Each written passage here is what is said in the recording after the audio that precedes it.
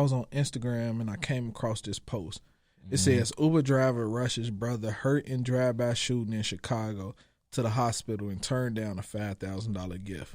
Now, when I pressed the little play button to hit an audio from this, it didn't shock me, bro. Because first off, the dude that accepted the two brothers in his car was a white man. Right. Now, this white man said specifically out his mouth, when he pulled up and saw what was going on, he couldn't understand how nobody else was trying to help. Right. Everybody else had their phones out recording the situation.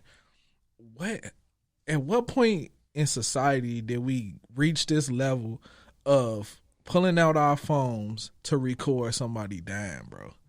I have no clue. Like, bro. not extending a hand to help these people. Like, you literally pull out a phone, take pictures, or go Facebook Live, bro. Like, come on, bro. Why does death have to be broadcast so openly nowadays, but you can't just simply dial 911, or you can't say, hey, man, come get in my car? Like, it take a complete stranger to the situation to say, hey, y'all tweaking. Come on, let's go. For real. And the fact that it was finna be a $5,000 gift just to save their life, bro. Saving somebody's life, that's a priceless human trait. You can't throw no price on being there to save. I can't sit and say everybody know what to do in those situations, but once you in those situations, bro, and especially, do you know what side of the city they was on? I don't. True. But I'm gonna say I don't know what side either. But in those situations, bro, we know how certain parts of Chicago is set up. It's not many trauma units, or you know what I'm saying, things that can save people's life right away. Y'all know these ambulances take so long to get here. Y'all know it's gonna be people just like the ones who sit and recording that's gonna sit and record. So every moment counts in a dire situation like that. But putting the price on somebody's life, bro, to save their life, you can't do that, man. I don't know who offered the $5,000 to the man. You feel me?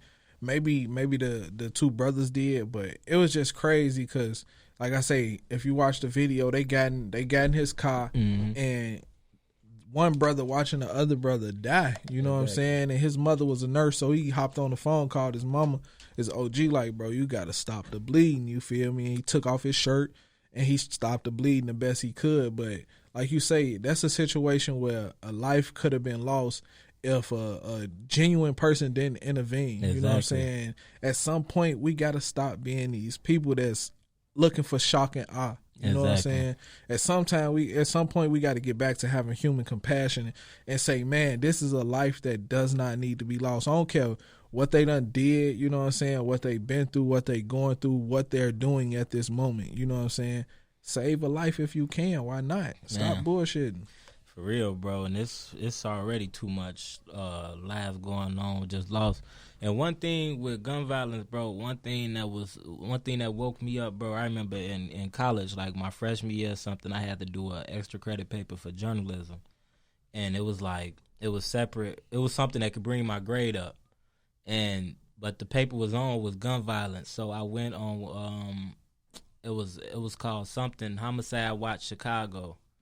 Then I seen how many black faces was on there, bro. Don't get me wrong, people of all races was getting shot and everything, but what was dominating these pages was black faces. And I went on another website called gunmemorial.org, another website dominated by black faces. You scroll up and down these pages, bro, all you gonna see is black people for the most part, all across the world. But Homicide Watch Chicago was all across Chicago, bro. So it's like you gonna get the statistics. You can be the one that sit and look at the statistics. Like, okay, 400 people just died this year in the city, or you can be the one that's actually looking at the faces of these lives lost, bro. I'm talking kids, older people, young people, people in their 40s, people who married, women, everybody, bro. It's like, I don't know, man. It just don't make no sense to me, bro. And sooner or later, though, we gotta wake up on things like that and realize, especially when it comes to pulling out phones, realize that's not what's up for real. It's really not. I remember when I was a shorty, it was this website. It was called riding.com.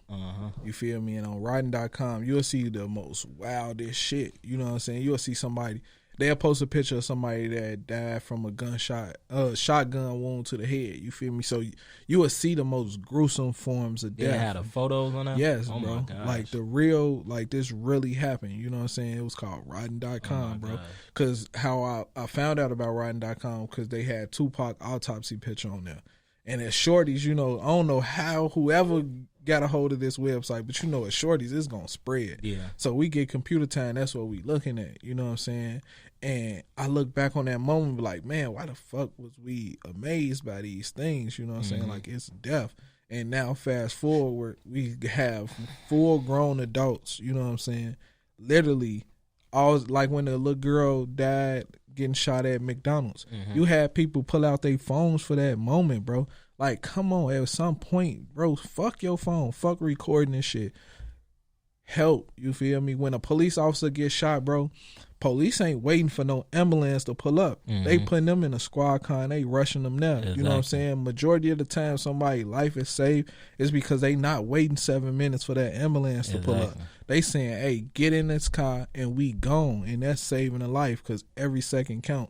So at some point, we, like I say, man, we just got to be humans again, and we just got to find that form of compassion and love for each other no matter what race we are. You know what I'm saying?